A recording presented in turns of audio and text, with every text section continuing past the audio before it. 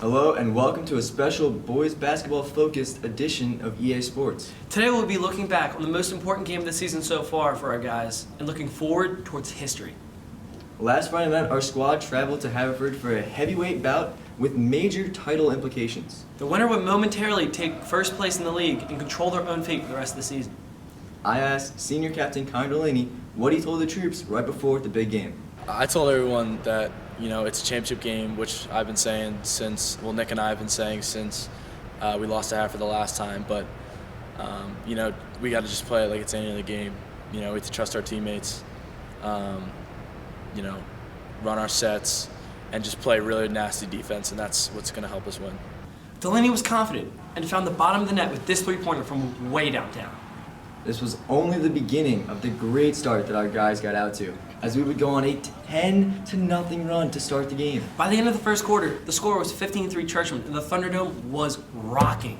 Getting out to that 10-point lead right to start, really pouring it on right from the beginning, hitting jump shots, playing really good defense, and the crowd really helped us get off to that good start. Look at second quarter action now. A senior Nick Alakakos gets a steal, pulls out the Eurostep to finish the layup. EA up 16. Later in the corner, Alakakos throws a skip pass to Jack Fitzpatrick, who makes the extra pass and finds a wide open Matt Dade. Money. That's some Spurs passing right there. Back to Alakakos, who welcomes Christian Ray to his neighborhood block party. The guys were getting it done on both sides of the floor to go into the half, up 32-17. To second half action we go as senior forward Kyle Verbitsky sees the Red Sea part and finishes a strong take to the rim. Later in the third, we see the start of something special from Jack O'Connell as he bangs this three to extend the lead back to 14. But Bob Haverford would not go down easily. The forwards were mounting a comeback and gaining momentum. But watch here as Jack O'Reilly smartly takes the charge and negates 2 points for the home team. That is unreal. The game was getting dicey, but would only get worse as Alakakos picked up his fourth foul later in the third quarter. After this foul, Nick would see the bench for a little while, and other guys needed to step up if EA was going to ensure a comfortable victory. Not only was the squad down one of their top two scorers, but the force had brought the game back to a 7-point deficit, the closest the game had been since early in the first quarter. Delaney came down the next possession and hit a pull-up jumper right in the defender's face to silence the home fans. That's cruel, and all momentum shifted back to EA as the lead was 9 going into the final quarter of play. In the fourth, Verbitsky finds the already hot O'Connell on the wing, who drains yet another three-pointer with ice in his veins to set us up 12 points. Now watch this sequence. Delaney picks the pocket of the Haverford point guard, gets the ball to, guess who? Jack O'Connell for yet another three to put us up 14 with just 5 minutes to play.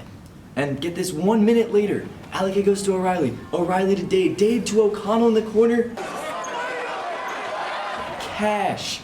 Jack O'Connell finished a perfect 5 for 5 from three-point land, including 3 daggers in the final period of play. I asked him how he pulled this incredible performance off. I was in warm-ups. I was just I knew I had to be a confident shooter. The Haverford section was loud. Our Thunderdome was loud. I knew it was just going to be a matter of time before I had to make a shot.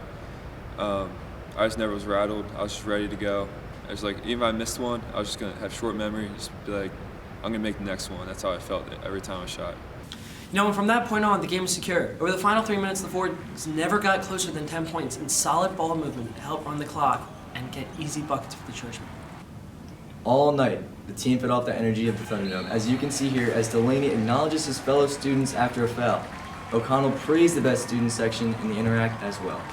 Thunderdome was awesome. It was just, every time we made a big play, whether it was on defense or offense, diving for a loose ball, Thunderdome went nuts. It was awesome. Really propelled us, especially with that 10-0 run to start the game off. Thunderdome was going nuts. Haverford was quiet, and EA was erupting in the gym. That's all we could hear, and it was just, from the players' perspective, it was pretty awesome. Just watch as the final buzzer sounded.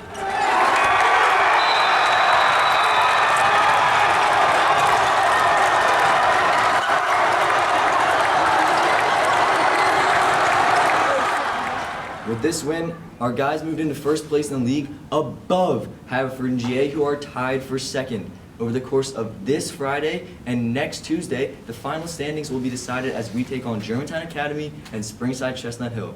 Delaney commented on the big picture importance of the final 2 games. Coming so close the last 2 years, just one game really messed it up for us. And being able, hopefully in the next week to say that we're Interact champions for the first time in 11 years since, NBA players played on this team. It's just it's a really big thing to think about, and it's just going to be hopefully awesome when it hopefully happens. The last home game of the year comes this Friday night as the team will look to dethrone the reigning champs GA at home on senior night. And Tyler and I will be receiving flowers because we are both managers. A win brings us one step away from that elusive league title, so be there. I'm looking for rings. From all of us here at EA Sports, thanks for watching.